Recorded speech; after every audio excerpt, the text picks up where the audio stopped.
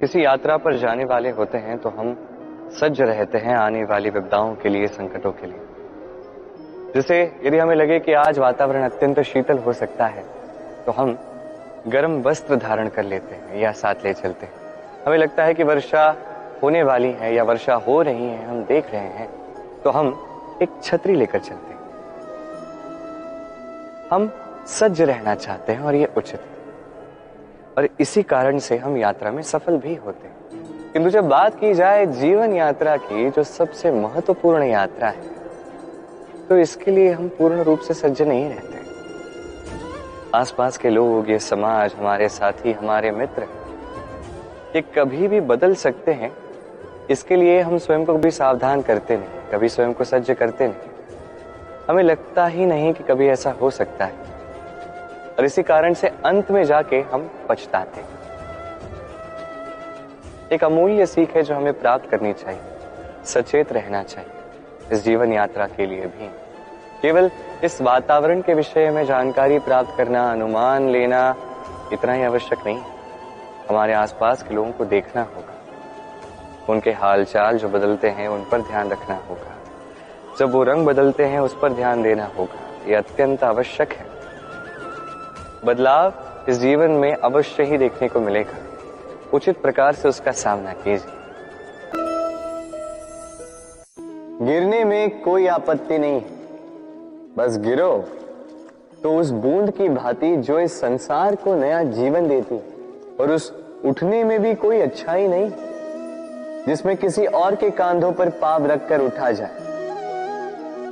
अपने अस्तित्व को खोने में कोई बुराई नहीं, और उस बीज की भांति जो एक नए वृक्ष को अस्तित्व में लाता है, परंतु उस अस्तित्व को बनाने का भी क्या लाभ जो किसी और के स्वप्न को बिखेर कर बने।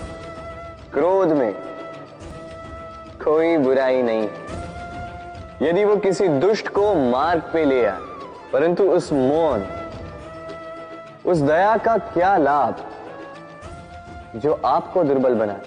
अर्थात अच्छा या बुरा कर्म नहीं होता, बस वो कब, किस स्थान पर और कैसे किया जाए, वो निर्णय अच्छा या बुरा होता। यदि सही समय पर करो तो वो गुण है, अन्यथा वो घुन जो भीतर तक आपको खाता जाए। कर्म और फल। मनुष्य का ये स्वभाव होता है कि उसे अपने प्रत्येक परिश्रम का प्रतिफल चाहिए। अधिकतर बार तो इसी परिणाम की चिंता करते, कल्पना करते वो कर्म करते जाता है कि मैं ये कर्म करूंगा तो मुझे ये मिलेगा। उसकी कल्पना करता है जो ना उसके हाथ में है, ना उस पर उसका अधिकार है, ना ही वश है। वो केवल अपना कर्म कर सकता है। उसे क्या मिलेगा ये उसके हाथ में नहीं है। इसलिए आप भी केवल कर्म करते जाइए, फल की चिंता नहीं। स्मरण रखिए, जड़ और शाखाएं जिस प्रकार एक दूसरे से जुड़ी हैं, उसी प्रकार कर्म और फल एक दूसरे से जुड़े। जो भी आप कर्म करोगे उसका फल आपको अवश्य मिलेगा। इस फल की चिंता में कर्म का समय नष्ट ना कीजिए, क्योंकि जो व्यक्ति समय नष्ट करता है, समय उस व्यक्ति को नष्ट कर ही देता है। कर्म कीजिए निस्वार्थ भाव से, फल की चिंता ना कीजिए। समय कितना विचित्र होता है। समय हमारे साथ हो तो हम स्वयं को राजा मान लेते हैं। वही समय यदि विरुद्ध हो जाए तो रंक बनने में समय नहीं लगता। इसलिए मनुष्य की एक आदत होती, बुरे समय के लिए कुछ बचा कर रखता है। संबंधी, मित्र बुरे समय में साथ छोड़ देते हैं। यश, मान बुरे समय में चला जाता है। तो व्यक्ति सोचता है क्यों ना धन संचय कर। धन का तो कोई मन नहीं होता जो समय आने पर बदल जाए। संसार कहता है कि धन का संचयन करते रहो, बुरे समय में काम आएगा। मैं कहता हूं शुभ कर्म करते रहो, आनंदित रहो, स्वयं पर और ईश्वर पर विश्वास रखो, बुरा समय कभी आएगा ही नहीं। भाग्य और कर, दो ऐसे शब्द जिनसे संसार घिरा है। कोई कहता है मेरे भाग्य में ये नहीं था कि मेरा जीवन ऐसे हो जाता, जो मुझे ये मिल जाता। कोई कहता है कि मेरे पिछले जन्म के कर्म कुछ ऐसे रहे होंगे जिसके कारण इस जन्म में ऐसा भाग्य मिला। सब छोड़ दीजिए और एक बार शांत मन से सोचिए। आप जानेंगे कि भाग्य और कर दोनों इसी जन्म के हैं। अंतर बस इतना है, बात की जाए भाग्य की, तो इस भाग्य से आप जितनी आशा करोगे उतनी ही निराशा पाओगे, क्योंकि ये आशा आपको कर्म करने से रोकती है। यदि बात की जाए कर्मों की, तो अपने कर्मों पर जितना विश्वास रखोगे उतना ही सफलता को अपने पास पाओगे। एक बात स्मरण रखिएगा, भाग्य आपके कर्म निश्चित नहीं करता, किंतु आपके कर्म ये आपका भाग्य अवश्य निश्चित करते हैं। हर मनुष्य अच्छे कर्म भी करता है, बुरे कर्म भी करता है। जब अच्छे कर्म करता है तो उसको प्रशंसा मिलती है, जब बुरे कर्म करता है तो उसकी निंदा होती है, कभी अपमान भी होता है। यदि कोई अच्छा कर्म करे तो उसकी प्रशंसा कीजिए, ढेर सारी प्रशंसा कीजिए, अत्याधिक प्रशंसा कीजिए।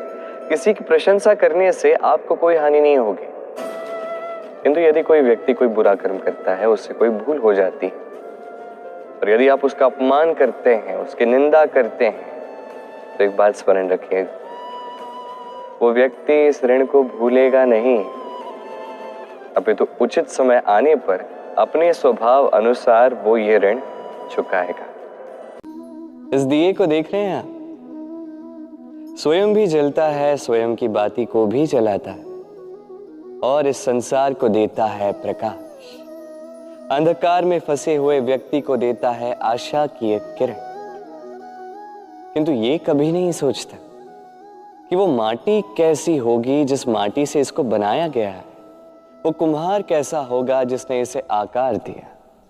नहीं सोचता किसने इसे खरीदा, वो घर कैसा होगा, उद्गम कैसा हुआ होगा, कुछ नहीं, बस इस संसार को प्रकाश देता है। और कदाचित इसीलिए दिए को इतना आदर दिया जाता है। ये अपना या किसी और का घर देखकर जलता नहीं, ये जलता है केवल अंधकार से लड़ने के लिए। तो आप भी अपना व्यवहार इस दिए की भांति बना लीजिए, अपनी ये पहचान बिसरा कर निस्वार्थ कर्म कीजिए और अपनी एक नई, एक बड़ी, एक अद्भुत पहचान बनाई। कभी किसी नदी को देखिए, वही आकार, वही स्थान, बस बहते जाती है। इसमें कभी कुछ अपद्रव्य डाल के देखिए, आप देखोगे ये अधिक समय तक वहां नहीं टिकता। ये नदी के साथ बह जाता है, बहते बहते सागर में समा जाता है और अंततः सागर उसे तट पर निकाल फेंक ही देता है। कुछ इसी प्रकार हमारे विचार भी होने चाहिए, एक स्थान पर इकट्ठा नहीं रहने चाहिए, इनका संवाहन होते रहना चाहिए। तभी हमारी मति, हमारी नीति और हमारी स्मृति, ये तीनों श्रेष्ठ रह सकते हैं।